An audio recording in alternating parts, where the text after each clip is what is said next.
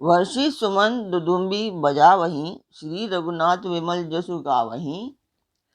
जय अनंत जय जगदाधारा, तुम्हें प्रभु सब देवन निस्तारा। मंदोदरी रुदन कर भारी, उर ताड़न बहु भांति पुकारी। नगर लोग सब व्याकुल सोचा, सकल कहीं दस कंदर पोचा।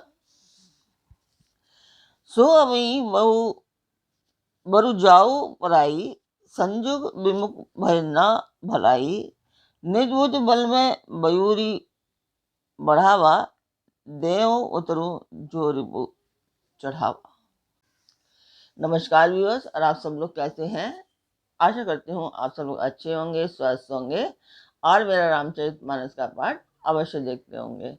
तो सबसे पहले हम जान लेते हैं कि कल तक हमने कहाँ तक पढ़ा था। तो कल तक था कि वह अत्यंत क्रोध का मारा हुआ आया और बार बार भयंकर शब्द करके गरजने लगा। मारुति हनुमान और अंगद ने क्रोध कर कर दौड़े। उसने छाती में त्रिशूल मारकर दोनों को धरती पर गिरा दिया।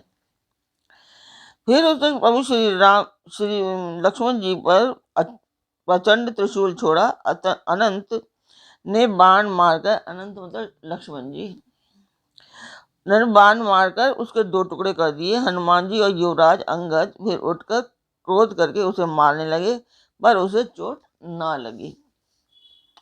फिर शत्रु मारे नहीं मरता, यह देखकर जब वे लौटे तब वह घोर चिंगार करके दौड़ा। उसे क्रुद्ध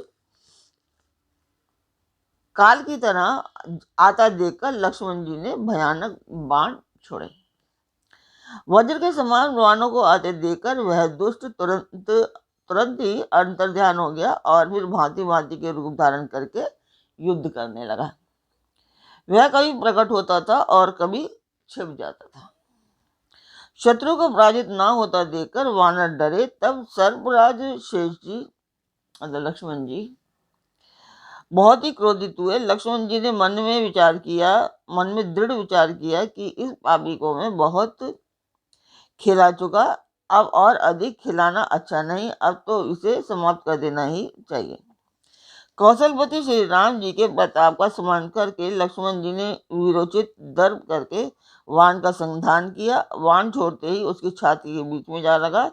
मरते समय उसने सब कपट त्याग दिया। राम के छोटे भाई लक्ष्मण कहाँ हैं, राम कहाँ हैं, ऐसा कहकर उसने प्राण छोड़ दिए। अंगद और हनुमान कहने लगे, तेरी माता धन्य है जो तू लक्ष्मण जी के हाथों मरा और मरते समय श्री राम लक्ष्मण को स्मरण करके तूने उनके नामों का उच्चारण किया।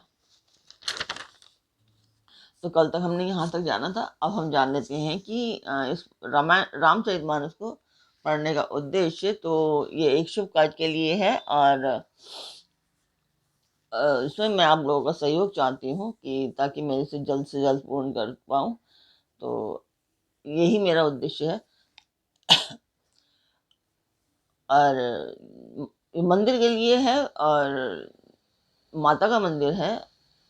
तो और राम सीता के लिए इस समय सीता जी भी कष्ट में है, क्योंकि वो राम के रावण के कब्जे में है। तो यही है, हम लोग कोशिश कर रहे हैं कि उस मंदिर के लिए। तो चाहती हूँ आप लोगों का सहयोग। आप लोग सब्सक्राइब कीजिए, लाइक कीजिए और शेयर कीजिए, और अपने परिवार और मित्रगणों को भी सब्सक्राइब एंड शेयर करने के लिए कहिए। तो मंदिर की वीडियो में डालती हूँ, आप लोग देखें।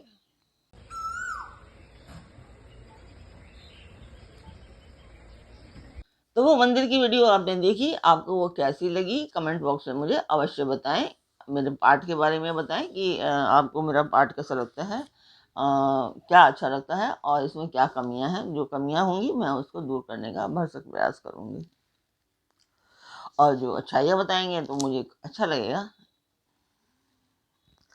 तो शुरू करते हैं आज का पाठ।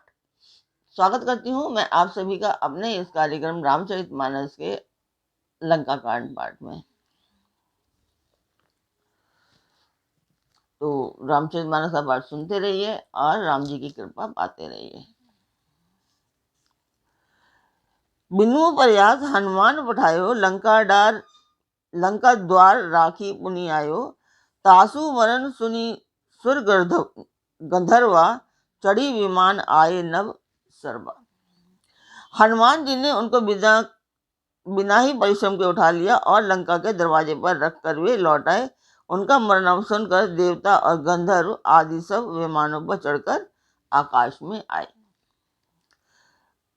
वर्षि सुमंत दुम्बी बजा वहीं, श्री रघुनाथ बिमल जसु गावहीं। जय जयंत जय जगदाधारा, तुम्हें प्रभु सब देव ने निस्तारा। वे फूल बरसाकर नगाड़े बजाते हैं और श्री रघुनाथ जी का निर्मल यश गाते हैं। हे अनंत आपकी जय हो, हे जगदाधार आपकी जय हो। हे प्रभु आपने सब देवताओं का महान विपत्ति से उद्धार किया। स्तुति करि सुर सिद्ध सहाय, लक्ष्मण कृपा सिंधु पही आए। सुधवद सुना दसानन जबहि, मूर्छित भयउ परउ मही तबहि। देवता और सिद्ध स्तुति करके चले गए। तब लक्ष्मण जी कृपा के समुद्र श्री राम जी के पास आए। रावण ने ज्यों ही पुत्रवध का समाचार सुना, त्यों ही वह मूर्छित होकर पृथ्वी पर गिर पड़ा। मंदोदरी रुदन कर भारी, उत ताड़न बहु भांति पुकारी। नगर लोग सब व्याकुल सोचा, सकल कहीं दस कंदर पोचा। मंदोदरी छाती पीट पीट कर और बहुत प्रकार से पुकार पुकार कर बड़ा भारी विलाप करने लगी। नगर के सभी लोग शोक से व्याकुल हो गए। सभी रावण को नीच कहने लगे। तो 10 कंड विविध विधि समुझाई नर नारी, नश्वर रूप जगत सब देखहूं हृदय विचारी। तब रावण ने सब स्त्रियों को अनेक प्रकार से समझाया कि समस्त जगत का यह रूप नाशवान है, हृदय में विचार कर देखो। तीन ही ज्ञान उपदेशा रावण, आपुन मंद कथा शुभ पावन। पर उपदेश कुशल बहु तेरे, जे अचार ही ते नर ना घनेरे। रावण ने उनको ज्ञान का उपदेश दिया। वह स्वयं तो नीच है, पर उसकी कथा बातें शुभ और पवित्र हैं। दूसरों को उपदेश देने में तो बहुत लोग निपुण होते हैं, पर ऐसे लोग अधिक नहीं हैं जो उपदेश के अनुसार आचरण भी करते हैं। निशान सिराननी भयउ भिनु सारा, लगे भालू कपि चारेउ द्वारा। सुबट बुलाई दसानन बोला, रण सम्मुख जाकर मन डोला। रात बीत गई, सवेरा हुआ। रीछ वानर भारी चारों दरवाजों पर आ खड़े हुए। योद्धाओं को बुलाकर दशमुख रावण ने कहा, लड़ाई में शत्रु के सम्मुख जिसका मन डामाडोल हो, सो अबहि बरु जाऊ पराई। संजुक विमुख भय न भलाई। निज भुज बल में बयूरी बढ़ावा, देव उतरु जो रिपु चढ़ी आवा। अच्छा है वह अभी भाग जाए, युद्ध में जाकर विमुख होने में भलाई नहीं है। मैंने अपनी भुजाओं के बल पर बैर बढ़ाया है। जो शत्रु चढ़ आया है उसको मैं उत्तर दे दूंगा। अस कहीं मरुत बेग रत साजा, बाज सकल जुझाऊ बाजा। चले वीर सब अतुलित बलि, जनु कज्जल के आंधी चली। ऐसा कहकर उसने पवन के समान तेज चलने वाला रथ सजाया। सारे जुझाऊ बाजे बजने लगे। सब अतुलनीय बलवान वीर ऐसे चले मानो काजल की आंधी चली हो। असगुन अमित होहि तेहि काला, गनय न भुज बल गर्व विशाला। उस समय असंख्य अपशगुन होने लगे, पर अपनी भुजाओं के बल का बड़ा गर्व होने से रावण उन्हें गिनता नहीं है। अति गर्व गनई न सगुन, असगुन स्रवहि आयुध हाथे। भट गिरत रत्ते बाजी गज, चिकरत भाजहि साते। गोमाए गीद कराल खर, रव स्वान बोलहि अति घने। जनु काल दुत उलुक बोलहि, वचन परम भयावनी। अत्यंत गर्व के कारण वह शगुन अशगुन का विचार नहीं करता। हथियार हाथों से गिर रहे हैं, योद्धा रथ से गिर पड़ते हैं, घोड़े हाथी साथ छोड़कर चिंगारते हुए भाग जाते हैं। स्वार गीत कौवे और गधे शब्द कर रहे हैं, बहुत अधिक कुत्ते बोल रहे हैं। उल्लू ऐसे अत्यंत भयानक शब्द कर रहे हैं मानो काल के दूत हो, मृत्यु का संदेश सुना रहे हो। ताकि की संपत्ति सगुन शुभ सपने हो मन विश्राम, भूत द्रोत रस मोह मोह बस राम विमुख रति काम। जो जीवों के द्रोह में रत है, मोह के वश हो रहा है, राम विमुख है और कामाक्षत है, उसको क्या कभी स्वप्न में भी संपत्ति शुभ शकुन और चित्त की शांति हो सकती है। चले वो निशाचर कटक अपारा, चतुरंगनी अति बहुधारा, विविध भांति वाहन रथ जाना, विपुल वरन पताक ध्वज नाना। राक्षसों की अपार सेना चली, चतुरंगनी सेना की बहुत सी टुकड़ियां हैं, अनेकों प्रकार के वाहन रथ और सवारियां हैं तथा बहुत से रंगों की अनेकों पताकाएं और ध्वजाएं हैं। चले मत गज जूत घनेरे, प्राविट जलद मारुत जनु प्रेरे, बरन बरन बिरदेत निकाया, समर सूल जानहि बहु माया। मतवाले हाथियों के बहुत से झुंड चले, मानो पवन से प्रेरित हुए वर्षा ऋतु के बादल हों। रंग बिरंगे बाना धारण करने वाले वीरों के समूह हैं, जो युद्ध में बड़े शूरवीर हैं और बहुत प्रकार की माया जानते हैं।